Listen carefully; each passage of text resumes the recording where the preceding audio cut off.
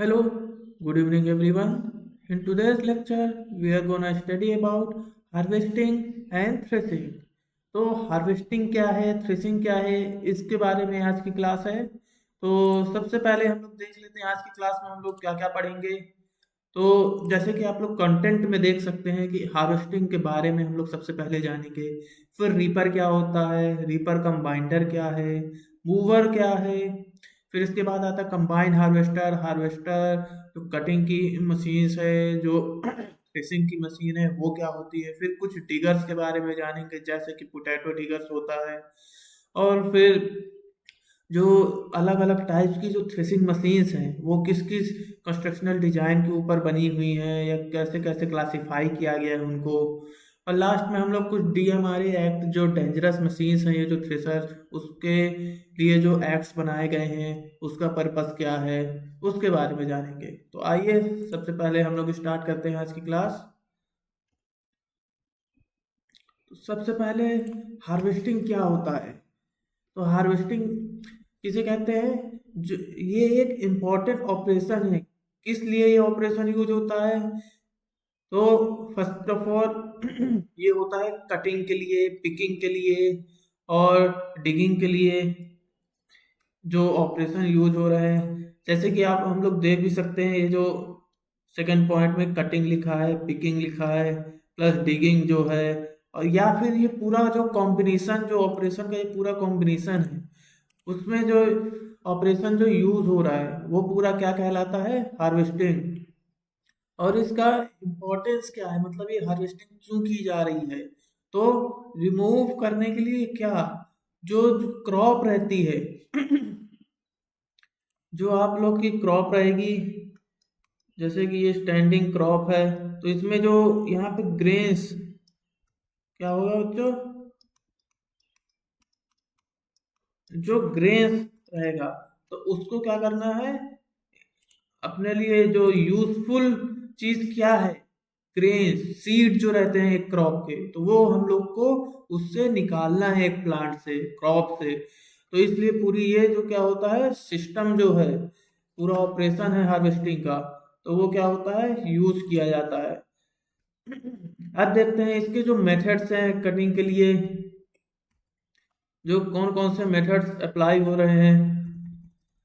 तो पहला पॉइंट जैसे हम लोग को देखते हैं बच्चों, जो मेथड ऑफ कटिंग देखते हैं, तो मेथड ऑफ कटिंग में क्या आता है, सबसे पहले हम लोग क्या यूज करते थे, मैनुअली। जो हार्वेस्टिंग होती थी कैसे होती थी, बिल्कुल मैनुअली होती थी, हाथ से कटाई होती थी, किसके थ्रू, सीकल, जो हंसिया आती थी। जो अभी भी कुछ किसान क्या करते हैं, हंसिया का उपयोग करते हैं। जो सीकल आता था, किस तरह टाइप का, ये इस शेप का क्या होता था, सिकल होता था। तो ये पूरा हैंडल हो गया आप लोग, ये क्या हो गया, हैंडल। और ये जो हो रहा है शार्प एज, जो ये शार्प एज है, वही क्या होता था, यूज आता था किसके लिए, कटिंग के लिए। तो जो ये जो शार्प एज है वही यूज आ रहा था किसके लिए, कटिंग के लिए। अब आते हैं नेक्स्ट। तो हार्वेस्टिंग जो है वो क्या होता था, चार तरीके, चार एक्शन से क्या होता था पूरा ऑपरेशन कटिंग का, एक क्रॉप की कटिंग का पूरा ऑपरेशन क्या होता था, चार डिफरेंट एक्शन के से होता था। तो पहला एक्शन क्या है, पहला एक्शन है जैसे कि ये हो गया अपना स्लाइसिंग एक्शन, फिर दूसरा है टीयरिंग एक्शन, फिर जो हाई वेलोसिटी क्या करते हैं, जो हाई वेलोसिटी के थ्रू इम्पैक्ट डालते हैं क्रॉप में। ये क्या हो गया, जो हाई वेलोसिटी के थ्रू क्या हो रहा है यहाँ पे, इम्पैक्ट जो पड़ रहा है, मतलब एक ही स्लाइस, इतना पावरफुल स्लाइस जो मैनुअली एक किसान क्या कर रहा है, क्रॉप की स्टेम पे मार रहा है, तो वो जो इम्पैक्ट पड़ रहा है उसके थ्रू क्या होता था, जो सिकल की जो शार्प एज रहती थी उससे क्या होता था, क्रॉप कट होता था। और स्लैशिंग एक्शन हो गया कट करने वाला, टीयरिंग मतलब जब कट होती है अपने तरफ जो खींचता है किसान एक स्टेम को, तो वो क्या हो गया, पूरा टीयरिंग एक्शन हो गया उसका। अब ये जो जैसे इमेज में देख सकते हैं आप लोग की सिकल, ये जो सिकल हो गया वो यूज होता था पहले कैसे, मैन्युअली, मैन्युअली यूज होता था, हाथों के द्वारा पूरा ऑपरेशन होता था। तो इससे क्या होता है बच्चों कि जो टाइम का कंजप्शन है, जो ज़्यादा टाइम लग रहा है किसान को अपनी फसल कटवाने में, तो उससे क्या होता था जैसे कभी कभी मौसम भी खराब हो जाता था, जैसे बारिश हो गई अचानक से, तो क्या होता था क्रॉप डिस्ट्रॉय होती थी, तो उस क्रॉप को क्या होता था किसान बचा नहीं सकता था, तो जितनी क्रॉप वो काट चुका उतनी देर में, तो वही क्रॉप क्या होता था उसके पास बच जाती थी, बाकी कुछ डिस्ट्रॉय हो जाती थी उन जो डिस्ट और क्या होता था इससे किसानों को नुकसान होता था। वैसे ही सेरेटेड जो सिकल है वो आती थी। फिर जो कटर बार है, वो कटर बार क्या हो गया, सेल्फ प्रोपेल्ड जो मशीन आने लगी या हार्वेस्टर आने लगी, तो उसमें कटर बार का यूज होने लगा। अब जैसे कि आते हैं रीपर में,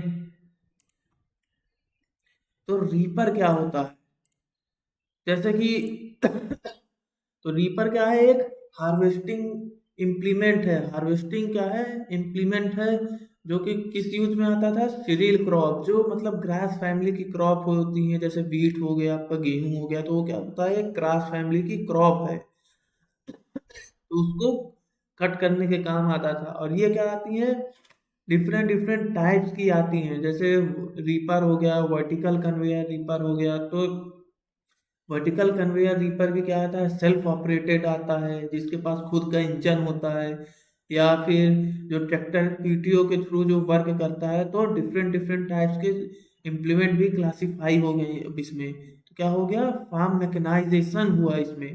पहले जैसे मैनुअली कट हो रही थी क्रॉप, उसके बाद फार्म मैकेनाइजेशन के बाद अपग्रेड हुए, इम्प्लीमेंट्स कुछ आना चालू हुए, तो उससे क्या हुआ, किसानों को भी फायदा हुआ, वो अपने क्रॉप को टाइम से कट कर सकता था और डिस्ट्रॉय होने से क्या कर सकता था, बचा सकता था।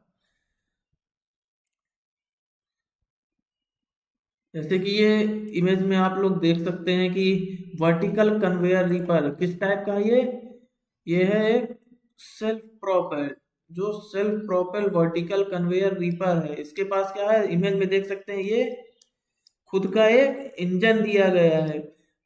अब इंजन किस टाइप का होता था, मतलब कितने पावर का, तो जो एक प्रॉपर जो इसकी विड्थ है मशीन की, कितनी चौड़ाई है, मतलब कटर बार को कितनी पावर चाहिए, तो उसके पूरे कैलकुलेशन के अकॉर्डिंग क्या होता था, एक इंजन प्रॉपर प्रोवाइड किया जाता था, पावर सोर्स जो प्रॉपर उसको पावर दे सके एक इंजन को, और जिससे कि वो सुटेबली बिना कोई रुकावट के फील्ड में वर्क कर सके और किसान के हेल्प आ सके। तो प्रॉपरली जब वो बिना रुके कोई इम्प्लीमेंट वर्क करेगा, प्रॉपर कट करेगा, तो इससे क्या होगा, किसान को दिक्कतें नहीं आएंगी, तो वो एक टाइम में, मतलब एक शॉर्ट पीरियड ऑफ टाइम में अपनी फसल को प्रॉपरली कट कर सकता है।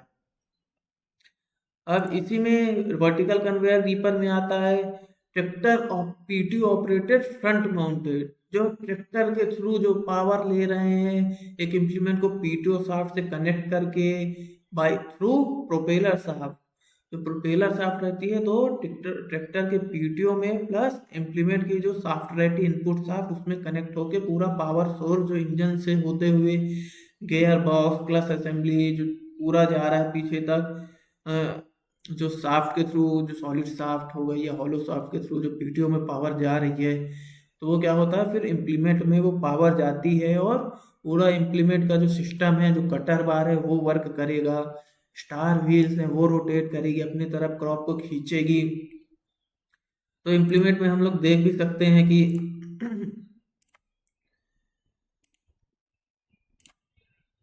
इम्प्लीमेंट में जैसे ये देख भी सकते हैं कि ये जो स्टार व्हील्स, जो छोटे छोटे व्हील्स दिए गए हैं यहाँ पे हो गया, ये व्हील्स हो गया, तो वो क्या करता है, क्रॉप को क्या करता है अपनी तरफ खींचता है और साइड में क्या करता है, ले डाउन करवाता है, जो क्रॉप कट जाती है, जो क्रॉप कट जाती है उसको क्या करता है यहाँ पे साइड में ले डाउन करवाएगा।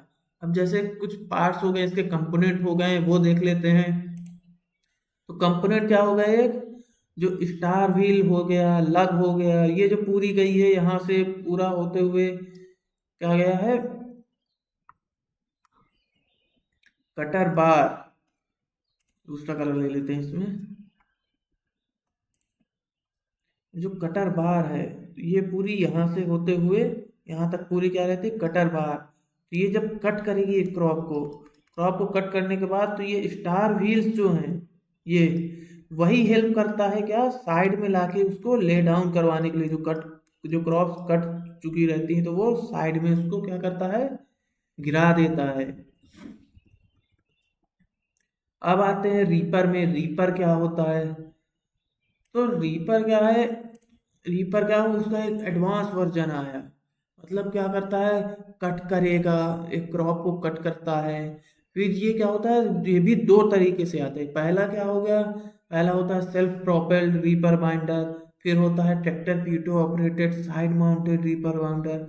तो अभी हम लोग देखे थे क्या, वर्टिकल कन्वेयर जो रहता था, वर्टिकल कन्वेयर क्या करता था, सिर्फ क्रॉप को कट करता था। अब जो सेल्फ प्रोपेल्ड आ गया रीपर बाइंडर, तो बाइंडर से ही हम लोग जान सकते हैं ये क्या करता है, कुछ चीज को बांधता होगा।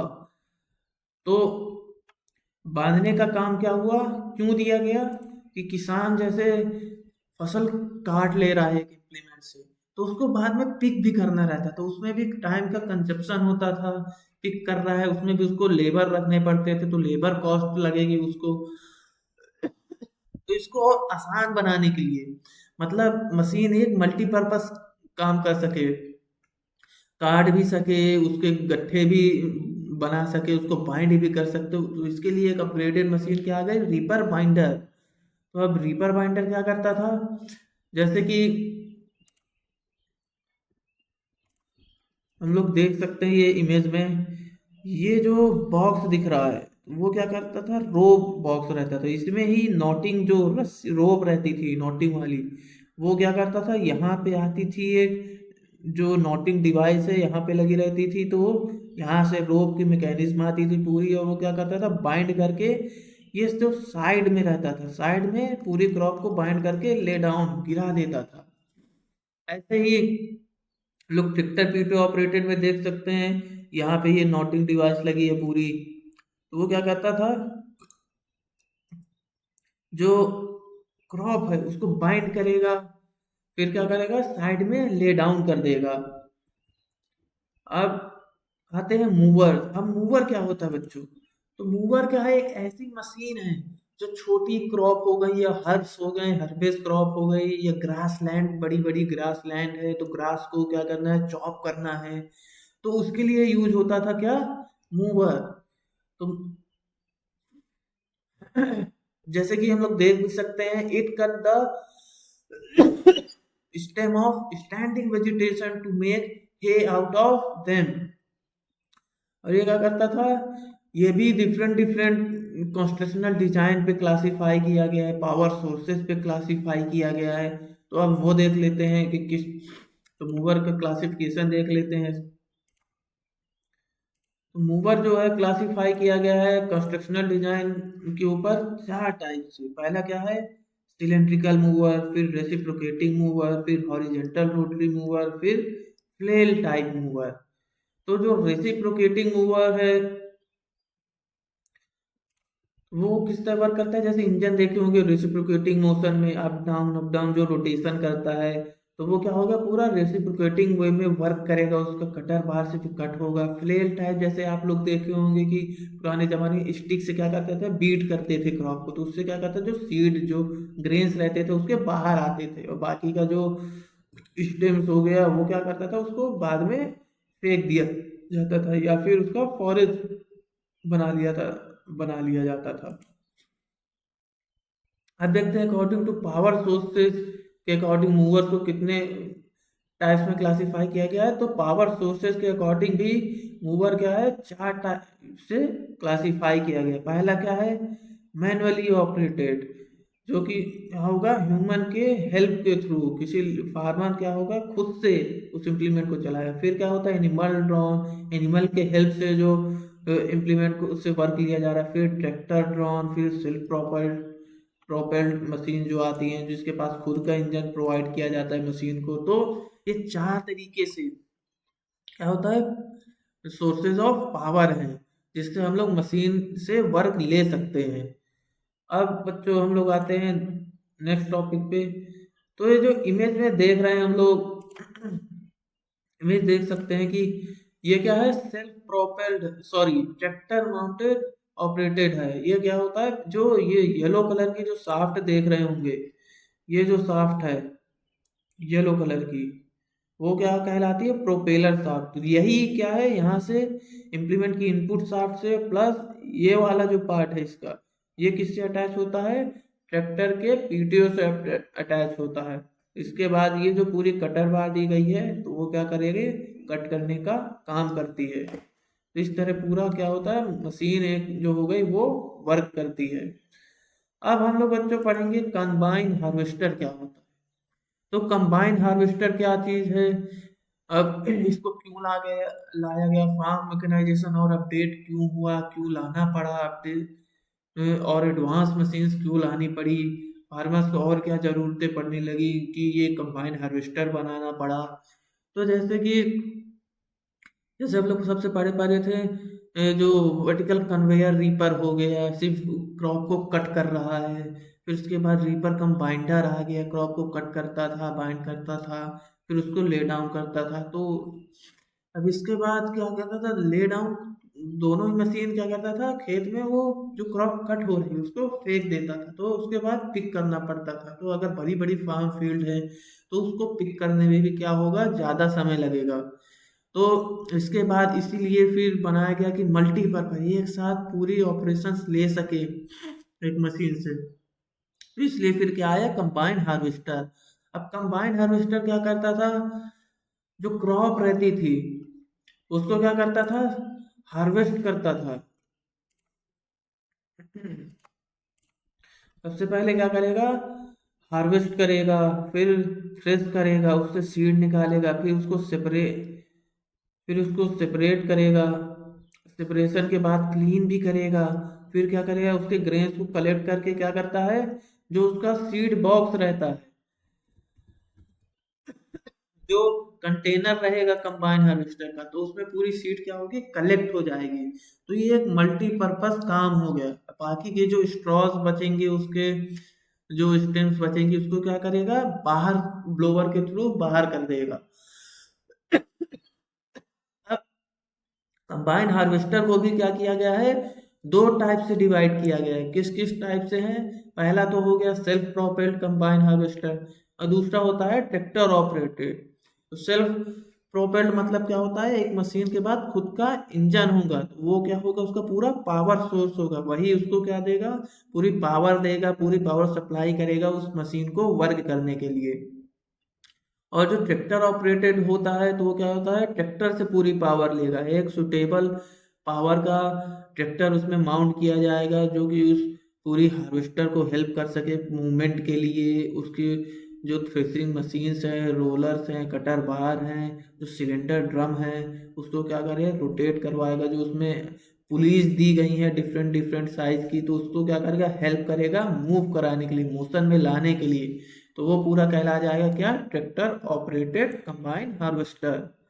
अब जैसे कि इमेज में देख भी सकते हैं हम लोग कि जो पहला जो इमेज देख रहे होंगे ये वाला, तो ये क्या है, एक सेल्फ ऑपरेटेड है। इसके पास यहाँ पे क्या दिया रहेगा, एक पूरा इंजन दिया रहेगा।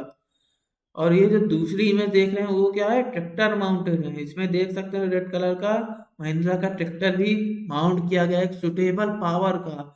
क्या होगा, जो इस पूरी मशीन को वर्क करा सकेगा, मोशन में ला सकेगा, तो वो एक सुटेबल एचपी का ट्रैक्टर प्रोवाइड किया जाता है।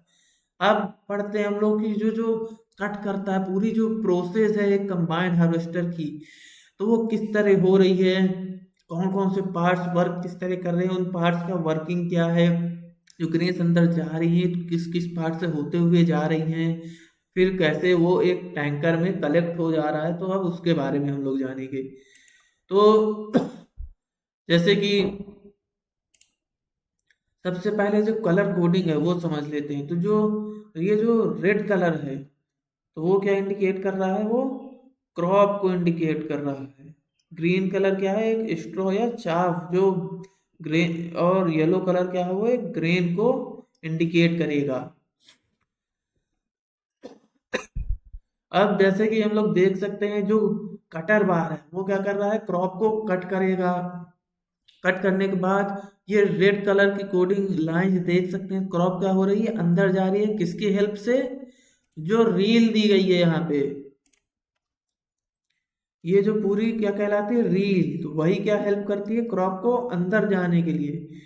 वो क्या होती है, परमानेंट रोटेशन में रहेगी, परमानेंट रोटेट करेगी, तो क्या हुआ, क्रॉप अंदर जाएगा। अंदर जाते हुए वो कहाँ पे, किसके थ्रू जाता है अंदर, जो कन्वेयर बेल्ट है, ये जो कन्वेयर बेल्ट दिख रहा होगा आप लोगों को, ये ये कन्वेयर बेल्ट के थ्रू क्या होता है, जो क्रॉप जा रही है पूरी अंदर तरफ जाएगी।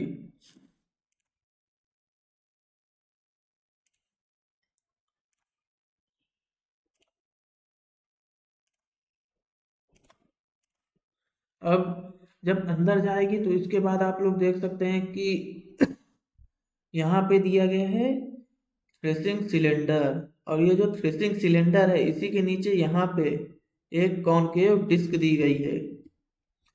तो कॉनकेव डिस्क का क्या काम रहेगा, ये देख सकते हैं, ये क्या है, ये कॉनकेव डिस्क दी गई है। तो ये कॉनकेव डिस्क प्लस जो थ्रेसिंग सिलेंडर है वही क्या वर्क करेगा, जो क्रॉप कट के अंदर जा रही हैं कन्वेयर बेल्ट के थ्रू, तो थ्रेसिंग सिलेंडर उसको क्या करेगा, थ्रेस करेगा पूरी क्रॉप को, और जो ग्रेन्स है, जो उसके सीड है, उसको बाहर अलग करेगा पूरी क्रॉप से, और जो स्ट्रॉ है, चाफ है, वो अलग जाएंगे। अब इसके बाद आप लोग देख सकते हैं, जो ब्लोवर है, ब्लोवर से क्या होगा, जो सीड है, जो चाफ है, चाफ को क्या करेगा, ब्लोवर की हवा के थ्रू चाफ क्या करेगा, बाहर तरफ चला जाएगा, उसको आउट कर देंगे। और जो सीड ग्रेन्स रहती हैं वो सीड से होते हुए कहाँ जा रही हैं, देख सकते हैं, ग्रेन टैंक जो है, येलो लाइन आप लोग देख सकते हैं, जो येलो कलर दिया है, वो यहाँ पे पूरा ग्रेन टैंक में कलेक्ट होता है। और कुछ जो सीड बच जाते हैं, जो ग्रेन टैंक में नहीं जा पाते हैं, तो वो क्या, जो रिटर्न सूट है वहां से होते हुए आएंगे, फिर ऑगर से सीव में आएंगे, फिर बाकी जो ग्रेन्स बच जाते हैं वो वापस से ग्रेन टैंक में जाते हैं। तो ये पूरी जो प्रोसेस है, कैसे हार्वेस्टर वर्क कर रहा है, और कैसे जो पार्ट्स अंदर दिए गए हैं उनका वर्क क्या है, वो किस टाइप से वर्क कर रहा है, तो ये पूरी प्रोसेस होती है एक कंबाइंड हार्वेस्टर की। अब कुछ इमेज देख सकते हैं कंबाइन हार्वेस्टर की। तो जैसे ये सेल्फ प्रोपेल कंबाइन हार्वेस्टर दिया है और जैसे ये लास्ट इमेज में, फोर्थ इमेज में देख सकते हैं, जैसे पूरा टैंक जो ग्रेन का भर गया है, अब उसको अनलोड करना है, तो उसके लिए एक अलग से ट्रैक्टर या ट्रॉली लाना पड़ता है। तो क्या होता है, ये अनलोड हो रहा है पूरा, आप लोग देख भी सकते हैं, ट्रॉली में अनलोड हो रहा है पूरा जो ग्रेन, क्या।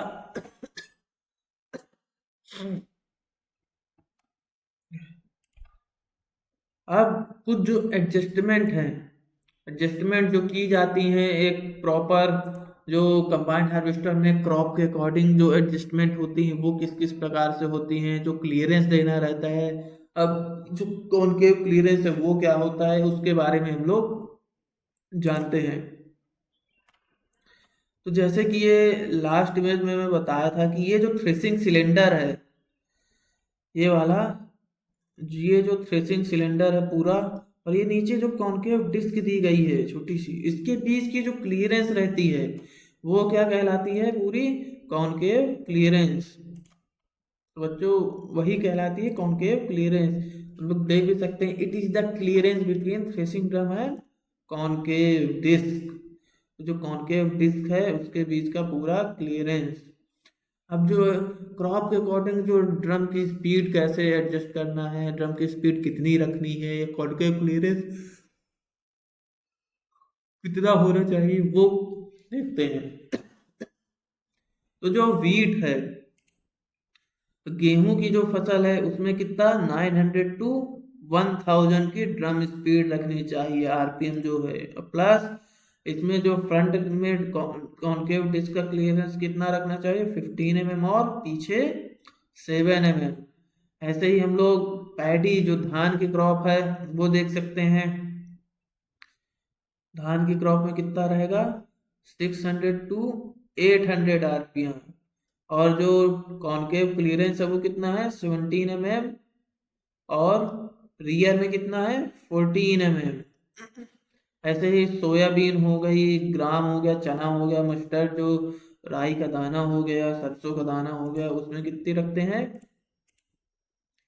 450 टू 700। ये देख भी सकते हैं, 450 टू 700। प्लस जो कॉनकेव क्लियरेंस है वो कितना रखते हैं मस्टर्ड में, आगे की तरफ जो है, आगे की तरफ 10 mm। और पीछे क्यों है इतना कम, 5 mm का, क्योंकि उसके जो सीड रहते हैं बहुत छोटे छोटे रहते हैं, तो इसलिए उसको कम क्लियरेंस लगता है।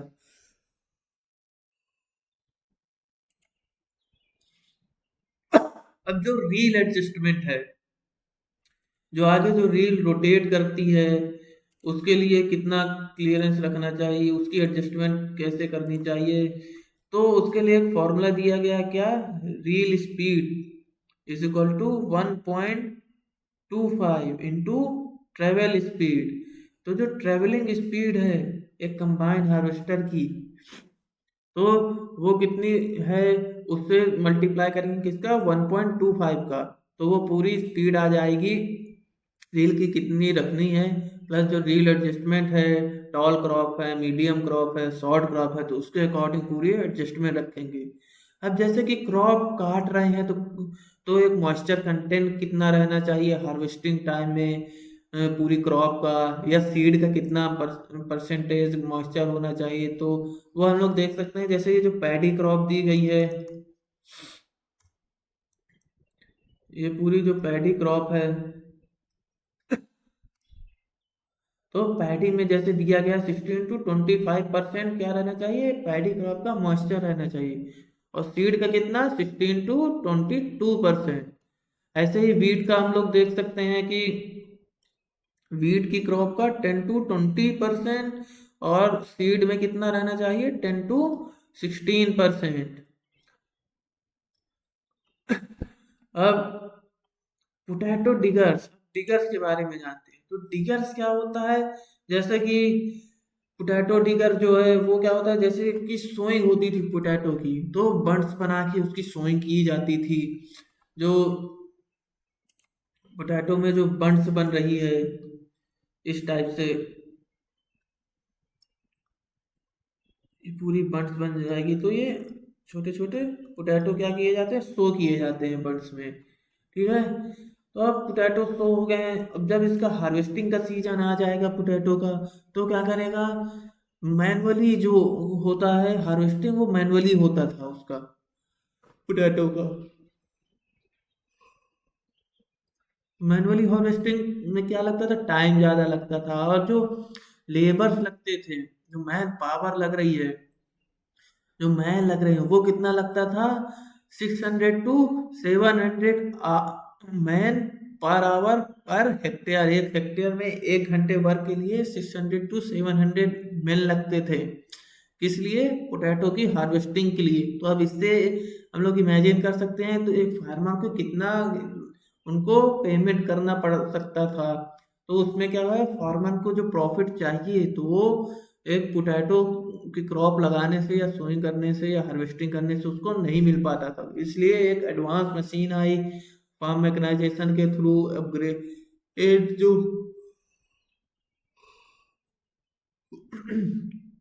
तो मशीनरी जो अपग्रेड हुई, तो उसके बाद क्या आया, पोटैटो जो डिगर्स है। अब पोटैटो डिगर क्या करता था, जो किसान रहता था,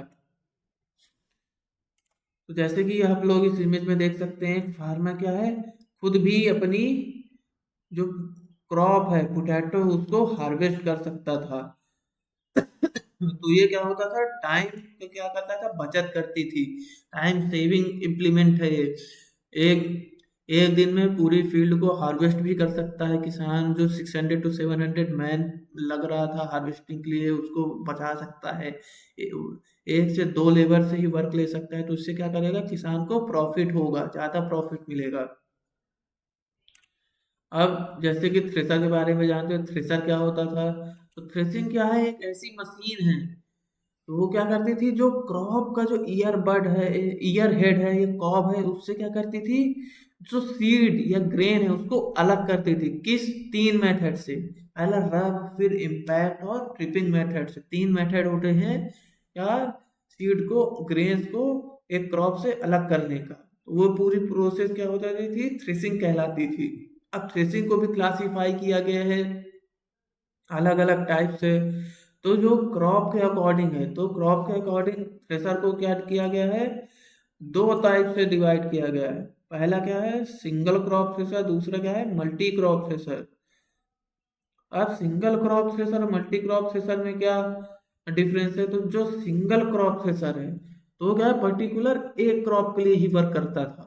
और जो मल्टी क्रॉप है उससे क्या रहता था, फार्मर मल्टीपल क्रॉप की थ्रेसिंग कर सकता था। तो ये क्या हो गया, एक एडवांटेज हो गया मल्टी क्रॉप थ्रेसर का। अब एक और, अब थ्रेसर को क्या होता है, थ्रेसिंग सिलेंडर के अकॉर्डिंग भी डिफरेंट डिफरेंट टाइप से क्लासीफाई किया गया है। तो वो हम लोग देख लेते हैं। तो पहला क्या हो गया, पहला हो गया सिंडिकेटर टाइप। सिंडिकेटर टाइप हो गया, फिर हैमर मिल या बीटा टाइप, फिर spike tooth type, transfer type, और फिर लास्ट में बीटा टाइप ड्रमी थ्रेसर। आप देखते हैं पावर सोर्स के अकॉर्डिंग कितने टाइप से डिवाइड किया गया है थ्रेसर को। तो 4 टाइप से। पहला क्या हुआ, मैनुअली ऑपरेटेड, दूसरा क्या है, इलेक्ट्रिक मोटर ऑपरेटेड, तीसरा स्टेशनरी इंजन ऑपरेटेड, फिर चौथा क्या है, एक पीटीओ ऑपरेटेड है, ट्रैक्टर से जो वर्क लेते हैं एक इम्प्लीमेंट का, उसके थ्रू। अब जैसे कि इमेज में हम लोग देख सकते हैं कि ये जो पेग टाइप हो गया और लूप टाइप हो गया, थ्रेसिंग ड्रम, तो इसमें जो स्पाइस दिए हैं, छोटे छोटे जो स्पाइस दिए हैं, वही क्या करते थे, एक जो क्रॉप रहती थी उसको थ्रेस करने का काम करती थी। फिर दूसरा एंगल बार टाइप में जो छोटे छोटे एंगल्स, मेटल के एंगल देख सकते थे, यही सब हेल्प करते हैं किसमें, जो क्रॉप है और जो ग्रेन्स है उसमें, उसको अलग करने का काम, थ्रेसिंग करने का काम। ऐसे ही ये जो स्पाइक टूथ टाइप का देख सकते हैं, इसके नीचे ये कहलाती है, जो नीचे आप डिस्क टाइप देख रहे हैं, यही डिस्क कहलाती है क्या, कॉनकेव डिस्क। और इन्हीं दोनों के बीच का जो क्लियरेंस रहता है वो कॉनकेव क्लियरेंस कहलाता है। ऐसे ही रास्ट बार टाइप थ्रेसिंग ड्रम आते हैं, और एक हैमर मिल टाइप आता है। अब पावर थ्रेसर के कंपोनेंट्स के बारे में जान लेते हैं कि पावर थ्रेसर के कंपोनेंट्स क्या होता है। तो जैसे कि देख सकते हैं हम लोग, कॉनकेव डिस्क हो गया, फिर सिलेंडर हो गया अंदर, फिर स्ट्रॉ आउटलेट हो गया, जो स्ट्रॉ बाहर, स्ट्रॉ को जो बाहर निकालने का पूरा जो सिस्टम है वो दिया गया है। फिर क्या हो गया, यहाँ पे फीडिंग सूट हो गया, यहाँ से क्या क्रॉप पूरी डालते थे अंदर, और वो क्या होता था, थ्रेसिंग सिलेंडर के थ्रू थ्रेस होती थी, और ग्रेन्स अलग होता था, और बाकी की स्ट्रॉ है वो वहाँ से स्ट्रॉ आउटलेट से बाहर हो जाती थी। ऐसे फ्रेम दिया गया है, और ये जो सेफ्टी कवर है सिलेंडर का वो दिया गया है। तो सेफ्टी पर्पस जो मैन्युफैक्चर जो बनाता है, तो सेफ्टी भी उसको ध्यान में देखनी पड़ती है। ऐसे ही वी बेल्ट हो गया, यहाँ पे वी पुली हो गया, तो पूरी ये क्या है, इसके कंपोनेंट्स हो गए एक पावर थ्रेसर के। ऐसे पावर थ्रेसर में भी कुछ एडजस्टमेंट करनी पड़ती है। तो एडजस्टमेंट किस टाइप की, जो देख सकते हैं, जो वीट में कितनी कॉनकेव क्लियरेंस रखनी है, पैडी क्रॉप धान की क्रॉप में, सोयाबीन हो गया या जो चने की खेत है उसमें जो पेरिफेरल स्पीड है वो कितनी रखनी है, या कॉनकेव जो क्लियरेंस है वो कितने में रखना पड़ता है। तो जैसे वीट में हो गया 20 to 25 mm की कॉनकेव क्लियरेंस रखनी पड़ती है, और जो पैडी हो गया 30 to 35 mm की रखनी है उसमें कॉनकेव क्लियरेंस। सोयाबीन हो गया, ग्राम हो गया, दोनों में ही कितनी 25 to 30 mm की क्या रखनी पड़ती है, कॉनकेव क्लियरेंस। ऐसे पेरिफेरल स्पीड हम लोग कैसे निकालेंगे, पेरिफेरल स्पीड निकालने का भी फॉर्मूला है क्या, pi into D into R by 60 metre पर सेकेंड। अब डी क्या है, जो थ्रेसिंग सिलेंडर है उसका डायमीटर कितना दिया गया है, और आर क्या हो गया, जो जिस आरपीएम से सिलेंडर रोटेट कर रहा है। अब क्रॉप के अकॉर्डिंग जो ब्लोवर की स्पीड है हवा फेंकने की वो भी एडजस्ट करनी पड़ती है। तो ये सब एडजस्टमेंट है। अब जो सेफ्टी प्रिकॉशंस हो गया, सेफ्टी प्रिकॉशंस किस किस टाइप से रखते हैं। तो सेफ्टी जो रखनी चाहिए, जैसे ये मशीन्स क्या होती है, एक डेंजरस मशीन भी रहती है क्योंकि इसमें कटर बार दिया है, रोटेटिंग जो जो सिलेंडर्स रोटेट करता है अंदर, जो ड्रम रोटेट करता है, उसके अकॉर्डिंग सेफ्टी भी प्रिकॉशंस रखनी चाहिए। तो सेफ्टी किस टाइप से, जैसे कुछ लूज क्लॉथ नहीं पहने, या जो चेन्स हो गई, हाथ में बैंगल्स हो गया या रिंग्स हो गए, उसको अवॉइड करना चाहिए वर्क टाइम करने से। और जो छोटे बच्चे रहते हैं उनको क्या रखना चाहिए, जब फील्ड में किसान वर्क कर रहा है तो उनको उस मशीन से दूर रखना चाहिए, या मशीन जो स्टार्ट है तो उस समय भी स्टेशनरी जो मशीन रहती हैं कुछ, तो उससे भी दूर रखना चाहिए। जो एल्डर्स रहते हैं, जो ज़्यादा एज के, जो बूढ़े जो लोग ग्रैंड पेरेंट्स हैं, तो वो जो रहते हैं तो उनको भी थोड़ा दूर रखना चाहिए जब मशीन्स वर्क कर रही हो। और जैसे जो इंटॉक्सिकेंट्स केमिकल्स जो ले लेते हैं, लिकर्स ले रहे हैं या स्मोक करके जो चला रहे हैं, वर्क ले रहे हैं वो थ्रेसिंग से, हार्वेस्टिंग से, तो उसको भी अवॉइड करना चाहिए। अब स्मोक को लेके, जैसे स्मोक कोई कर रहा है और थ्रेसिंग भी साथ साथ कर रहा है, मान लीजिए ज़्यादा क्रॉप सूखी हुई है और कहीं से उसकी स्मोक की स्पार्क जो थोड़ा सा गिर गया क्रॉप में, तो पूरी क्रॉप भी डैमेज हो सकती है। तो क्रॉप डैमेज होने से भी बचाने के लिए भी कुछ प्रिकॉशंस रखने चाहिए। और जो गार्ड्स मशीन में जो प्रोवाइड करता है, जो आप मशीन खरीदते हैं तो सेफ्टी जो डिवाइसेज हैं, गार्ड दिए गए हैं, तो उसको भी क्या करना है, रिमूव नहीं करना है। अब जैसे कोई डीएमआरए इंट्रोडक्शन आते हैं, जो एक्ट्स बनाए गए हैं, जो डेंजरस मशीन रेगुलेशन एक्ट बने गए हैं, तो उसके अकॉर्डिंग भी क्या होता है, तो ये एक्ट क्यों बनाया गया है, क्योंकि जैसे कि बड़ी मशीन्स हैं प्रॉपरली जो वर्क करती हैं, उससे प्रॉपर जो किसान वर्क ले रहा है, प्रॉपर वो रोटेशन में रहती हैं, जो शार्प एजेस रहते हैं, तो वो क्या रहता है, एक ह्यूमन लाइफ के लिए डेंजरस है, हार्मफुल इंजरीज हो सकती हैं। तो कुछ पहले इंजरीज जो गवर्नमेंट के थ्रू देखा गया है, तो उसी सबको देखते हुए एक डीएमआरए एक्ट बनाया गया। तो इस डीएमआरए एक्ट में क्या है, जैसे कुछ इंसिडेंट हो जाते हैं फार्म फील्ड में, तो इंसिडेंट होने के बाद उनको, किसानों को कंपनसेशन मिल सके, कुछ गवर्नमेंट के थ्रू कंपनसेशन प्रोवाइड हो सके। अब ये डीएमआरए एक्ट कब आया था, तो ये डीएमआरए एक्ट जो हुआ था पार्लियामेंट में पास हुआ था 1983 में। और ये कब अमेंड किया गया था सेंट्रल गवर्नमेंट के द्वारा, amended by central government in 2007। तो 2007 में ये पूरा लागू हो गया था। और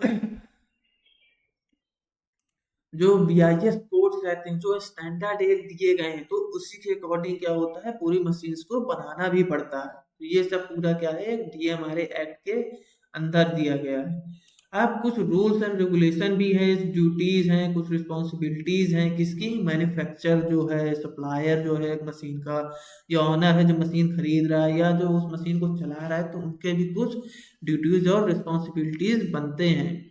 तो जैसे कि हम लोग देख सकते हैं, जो मैन्युफैक्चर को क्या है, एक प्रॉपर ऑपरेटर मैनुअल प्रोवाइड करवाना चाहिए, प्लस जो मशीन के हैं तो सेफ्टी गार्ड्स देने चाहिए प्रॉपर।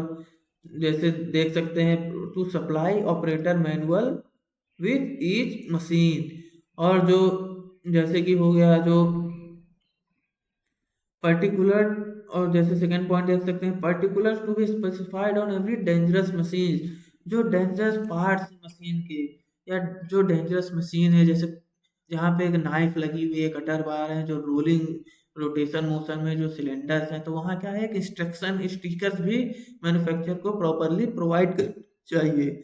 और जैसे जो एम्प्लॉयर्स है, जो मशीन को खरीद रहा है, जो ऑनर्स है, तो उसको क्या है, प्रॉपर एक इंश्योरेंस पॉलिसीज लेनी चाहिए उस मशीन की, थर्ड पार्टी इंश्योरेंस बनाना चाहिए कि वो क्या है, किसी कोई एक्सीडेंट हो गया या कोई खराबी आ गई मशीन में, तो वो एक क्लेम कर सके इंश्योरेंस, और क्या है, प्रॉपर उसका जो रिपेयरिंग मेंटेनेंस कॉस्ट जो है वो बचा सके एक इंश्योरेंस के थ्रू। अब बच्चों ये तो हो गया थ्योरी पोर्शन। अब हम लोग कुछ क्वेश्चन जो एग्जाम पर्पस से जो क्वेश्चंस आते हैं एग्जाम में, किस किस टाइप से आएंगे, तो वो थोड़ा उसकी प्रैक्टिस कर लेते हैं। तो जैसे कि पहला क्वेश्चन हम लोग देखते हैं कि threshing is the process of threshing किस टाइप की प्रोसेस है। तो ये प्रोसेस क्या है, सेपरेटिंग ग्रेन फ्रॉम चाफ है, कि जो जो भूसा है या चाफ जो निकलता है उसकी उसको उससे ग्रेन को सेपरेट करने की प्रोसेस है। या जो तो दूसरा पॉइंट लिखा गया है, separating grain from year head या पॉड, या क्लीनिंग ग्रेन्स की प्रोसेस है, या ड्राइंग ग्रेन्स की प्रोसेस है। तो थ्रेसिंग किस चीज़ की प्रोसेस है, हम लोग अभी थोड़ी देर पहले पढ़ चुके हैं। तो threshing is a process of separating grains from year head और पॉड। तो जो बी ऑप्शन होगा इसमें क्या होगा बच्चों, करेक्ट ऑप्शन है। अब दूसरा क्वेश्चन हम लोग देखते हैं कि traditional threshing bye beating crop against a hard surface is called. जो मतलब ट्रेडिशनल थ्रेसिंग, जो पहले जो थ्रेसिंग होती थी, तो जो बीट किया जाता था या बड़ी बड़ी स्टिक से क्रॉप को बीट किया जाता था हार्ड सरफेस में, तो वो एक पूरी प्रोसेस एक क्या कहलाती थी, तो ट्रैम्पलिंग कहलाती थी, या रबिंग प्रोसेस, या बीटिंग प्रोसेस, या वेलोइंग प्रोसेस। तो पूरी प्रोसेस क्या कहलाती थी, एक बीटिंग प्रोसेस कहलाती थी। जैसे कि हम लोग ट्रेडिशनल मेथड में देख भी चुके हैं, क्या होता था, लंबी स्टिक से प्लेन सरफेस में क्या किया जाता, क्रॉप को बीट किया जाता था। तो उससे क्या होता था, जो ग्रेन्स जो रहते थे, सीड्स जो रहते थे, उसके बाहर आ जाते थे। तो जो ऑप्शन बी हो गया बच्चों इसमें करेक्ट ऑप्शन होगा। अब देखते हैं, जैसे animal treading method of threshing is also known as. जो एनिमल ट्रीडिंग मेथड है थ्रेसिंग का, उसको क्या कहते थे, फ्लेइंग कहते हैं, वेलोइंग कहते हैं, रबिंग कहते हैं, या बीटिंग।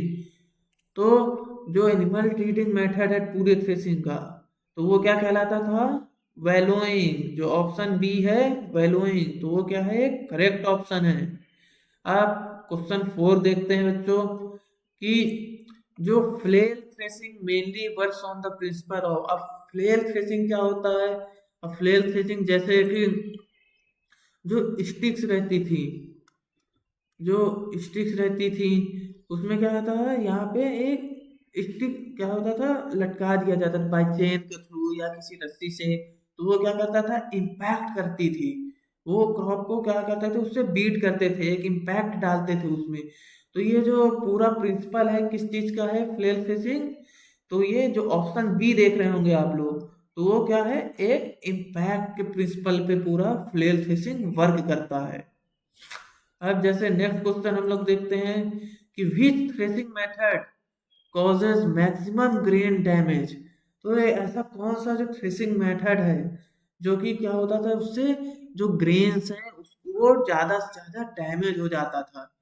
तो जो हैंड बीटिंग मेथड है, या एनिमल ट्रीडिंग मेथड है, या मैकेनिकल थ्रेसिंग मशीन के थ्रू जो होता है, या फ्लेलिंग जो डंडे से मार के जो मेथड होता था। तो ये जो क्वेश्चन 5 है उसका आंसर क्या होगा बच्चों, जो ऑप्शन बी है एनिमल ट्रीडिंग। तो एनिमल ट्रीडिंग जो मेथड है उससे क्या होता था, सबसे ज्यादा थ्रेसिंग में ग्रेन्स का वेस्ट होता था, डैमेज होते थे इससे ग्रेन्स। अब क्वेश्चन 6 देखते हैं, crop which is commonly threshed by rubbing method. तो मतलब रबिंग मेथड के थ्रू सबसे कॉमनली क्रॉप कौन सी थ्रेश की जाती है। तो ऑप्शन जैसे दिए हैं, वीट की क्रॉप होती है, राइस की, मेज की, या पल्स की।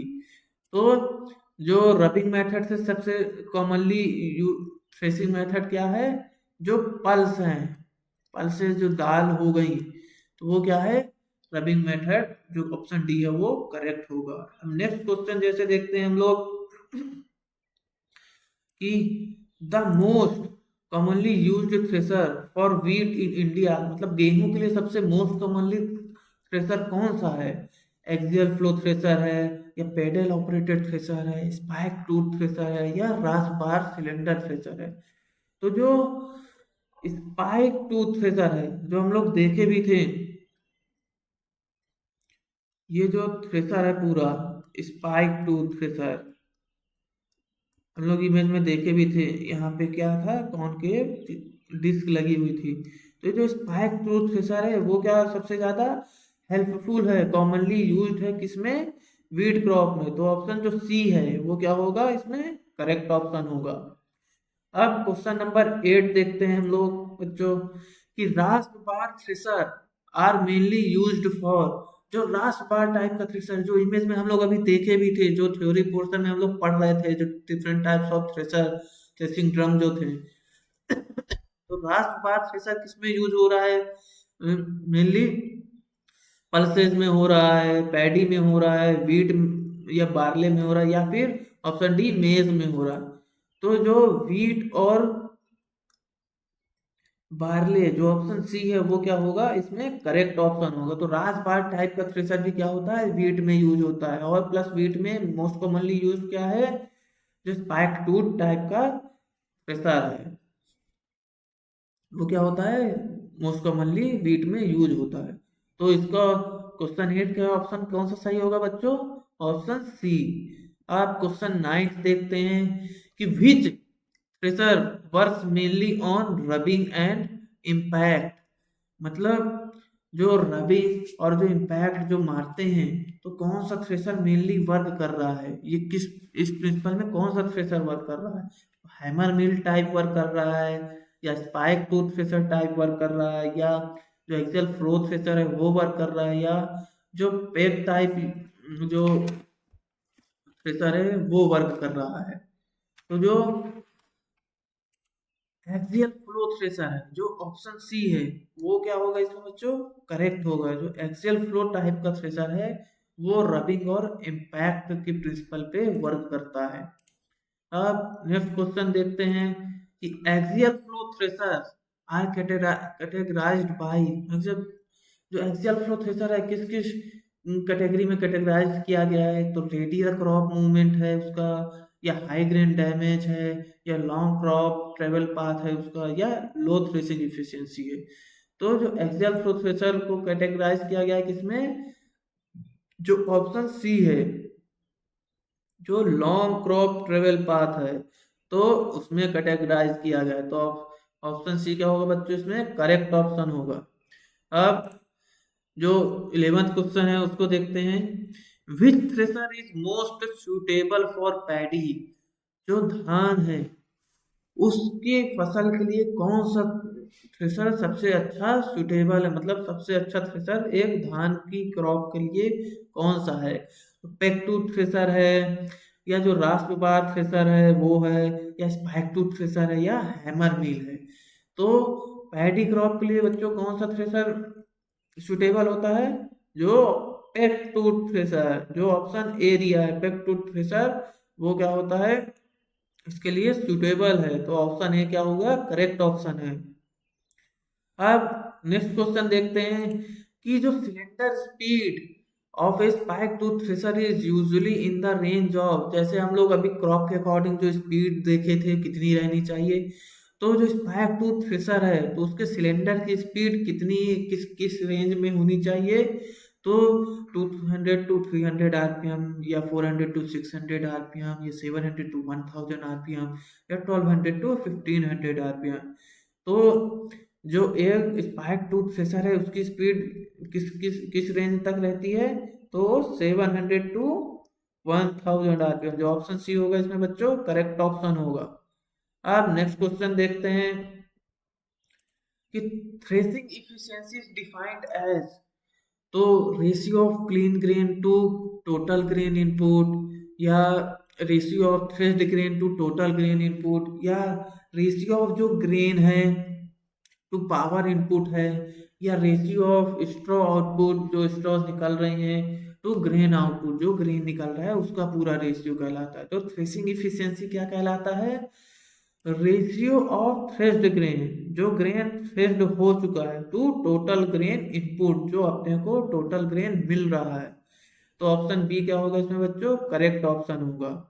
अब आज का सेकेंड लास्ट क्वेश्चन बच्चों देखते हैं कि which parameter is not a performance index of threshing machinery. कौन सा पैरामीटर जो परफॉर्मेंस इंडेक्स जो थ्रेसिंग मशीन का उसके अंतर्गत नहीं आता है?